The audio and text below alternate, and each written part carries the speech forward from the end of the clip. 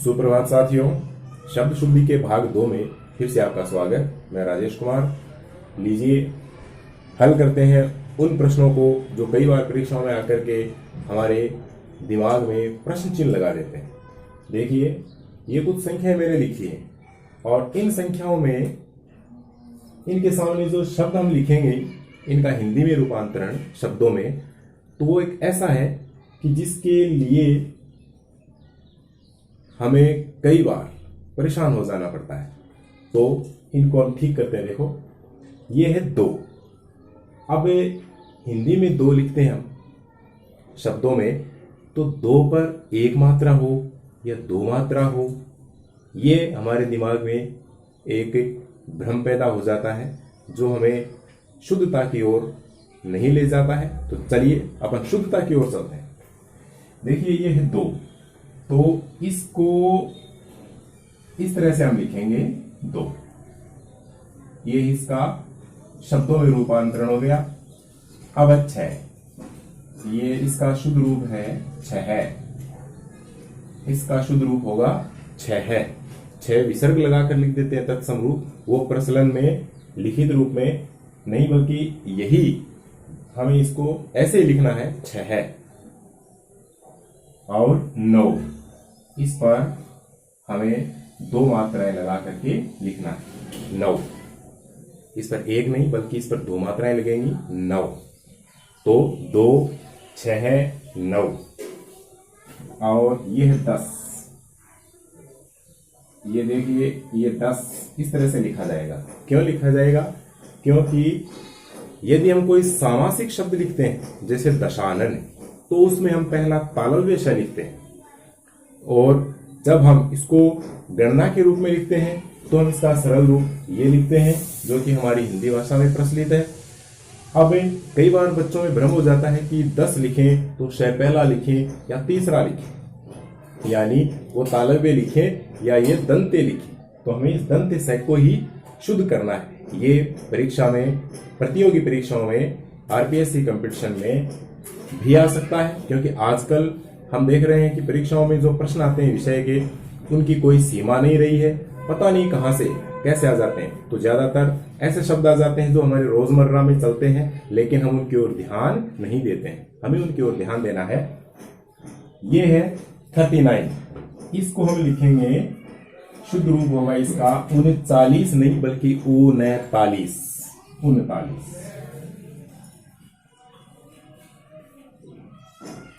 इसका होगा 39। ये है 49। 49 इसका रूप होगा 49। और ये है 53 ना 53 ना, बल्कि इसका शुद्ध रूप क्या होगा? 53। 53 53। इसके बारे में मैं आपको बता दूं, ये यूजीसी नेट जैसी बड़ी बड़ी लेक्चरर की परीक्षाओं में भी कई बार आ चुका है। कई बार ये आ चुका है कि इसका शुद्ध रूप क्या होगा। तो इसका शुद्ध रूप क्या होगा? 53। और इसका शुद्ध रूप भी इससे मिलता जुलता ही है, 63। 63 है। हमें इसको पूरी तरह से याद कर लेना है, ध्यान दे लेना है। 63, 53। और ये जो 69 है, इसमें शुद्ध रूप हम लिखेंगे इसका 69। 69 तय के साथ में तय भी है, आधा तय भी है। 69। तो उन जो उपसर्ग है, ये उपसर्ग है और इसका अर्थ होता है एक कम। उन जहां लग जाए पहले, उसका अर्थ होता है व्याकरण में एक कम। तो 70 मतलब 70। तो ये 70 70 का परिवर्तित रूप है उपसर्ग मिलने से। तो इसका सही रूप होगा 69, मतलब 70 में एक कम। जैसे 19, तो 20, 20 में एक कम, क्या हो गया? 19। अब है 71। 71।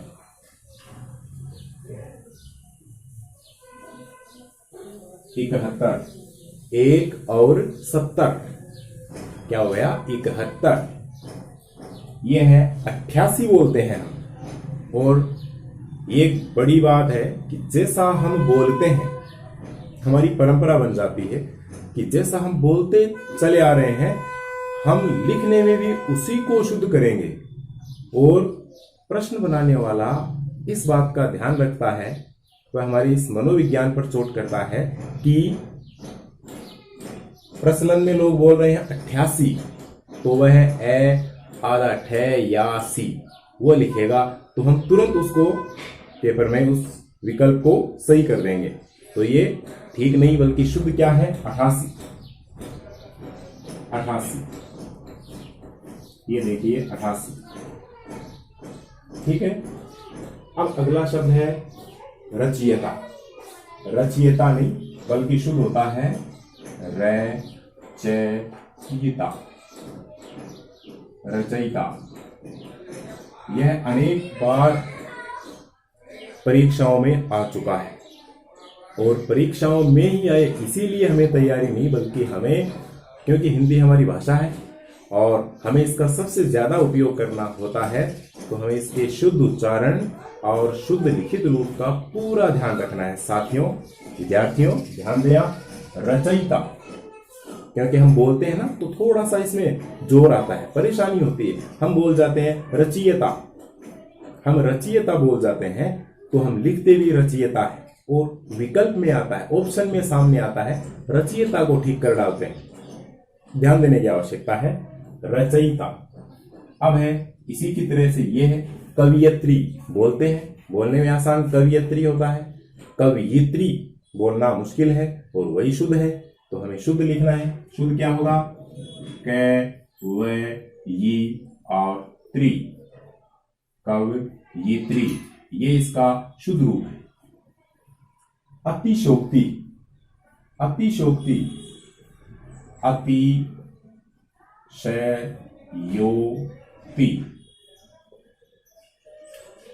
ये ठीक होगा।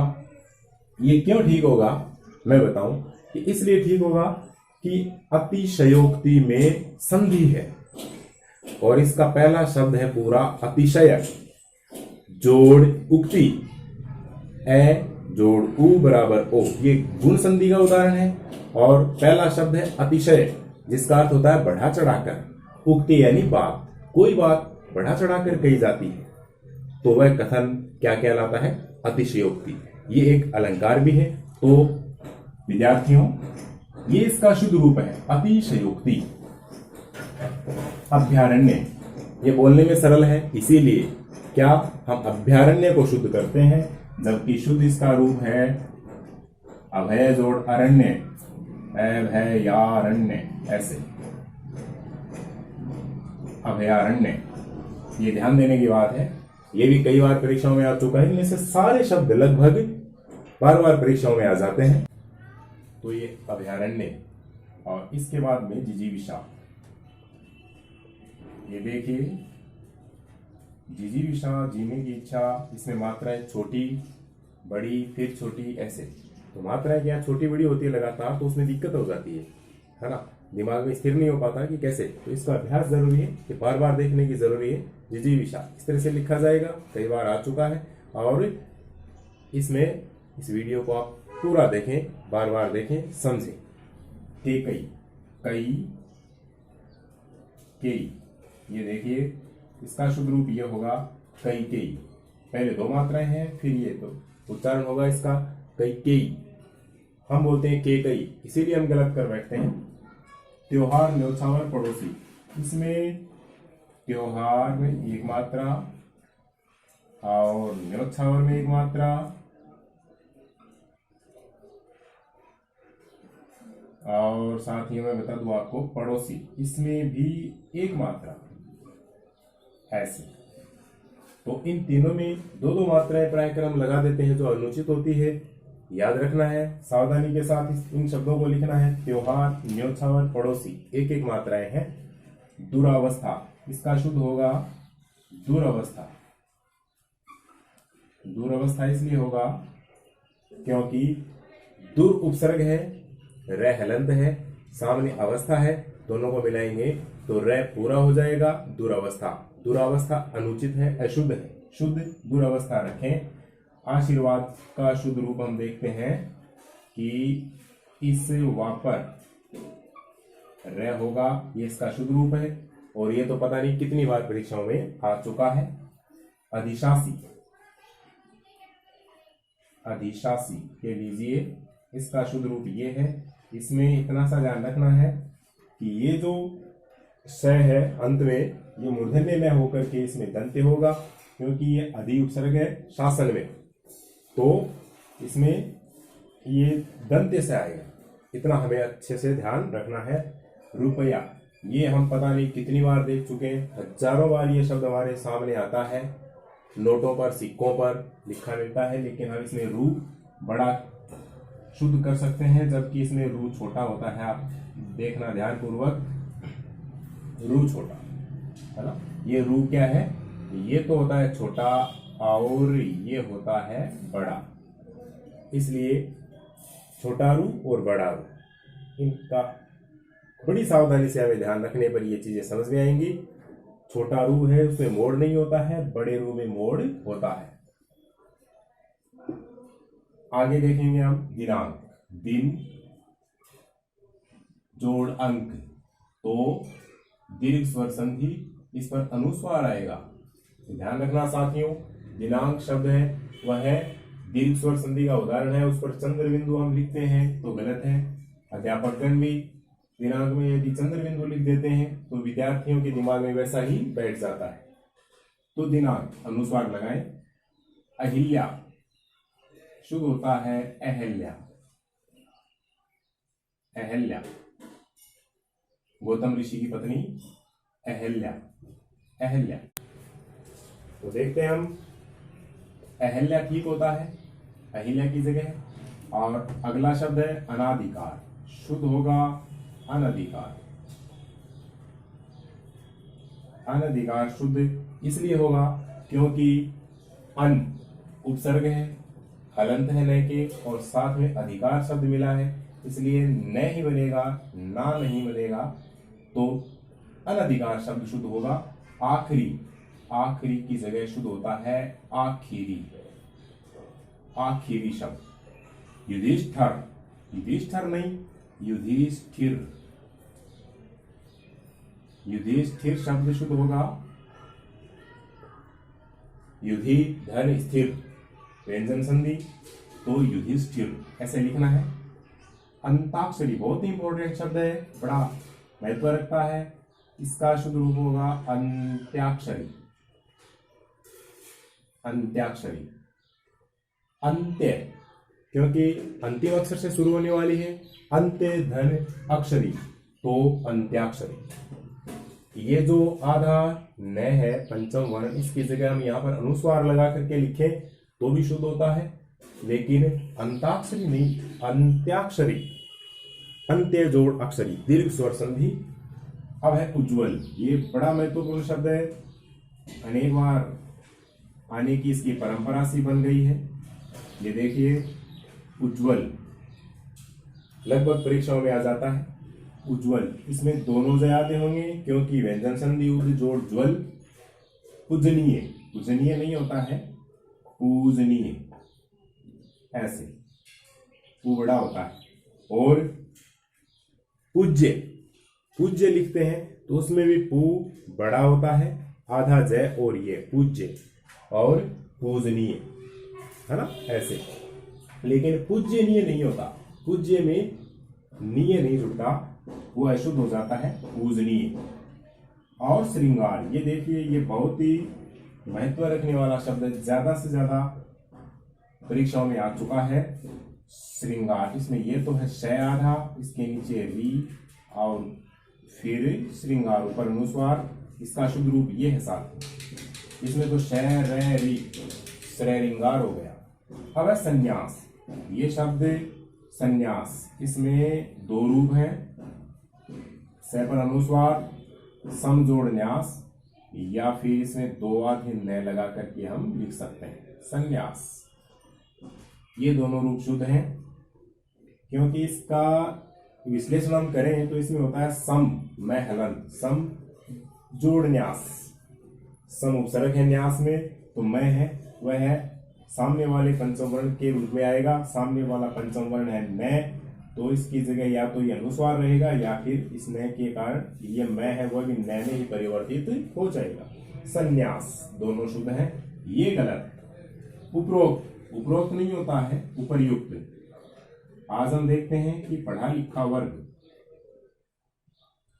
एक प्रार्थना पत्र लिखता है तो उसमें लिखता है उपर्युक्त विषय में निवेदन है, ये शुद्ध है, लेकिन इसकी जगह क्या लिखता है उपरोक्त विषय में। तो ये उपर्युक्त शुद्ध है क्योंकि इसमें ऊपरी जोड़ उक्त, ई जोड़ उ बराबर यू, ये यण संधि का उदाहरण है। निरपराधी नहीं होता है साथियों, निरपराध होता है, क्योंकि ये अपराधी शब्द तो शुद्ध है अपने आप में, लेकिन अपराधी का विलोम निरपराधी की जगह निरपराध माना जाता है, ये शुद्ध है। तो ये वीडियो पूरा देखेंगे आप और इसको बार बार देखेंगे। ये वे शब्द हैं जो अनेक बार आते हैं। ये शब्द शुद्धि का अपना भाग 2 है। पहले भाग में हमने अनेक महत्वपूर्ण शब्द पढ़े, उनको भी आपको गौर से देखना है, बार बार समझना है, अच्छे से याद करना है और अपनी शब्द शुद्धि को ठीक करते हुए मैं आपकी अनेक परीक्षाओं में सफल होने की मंगल कामना करता हूँ। धन्यवाद। जय हिंद, जय भारत।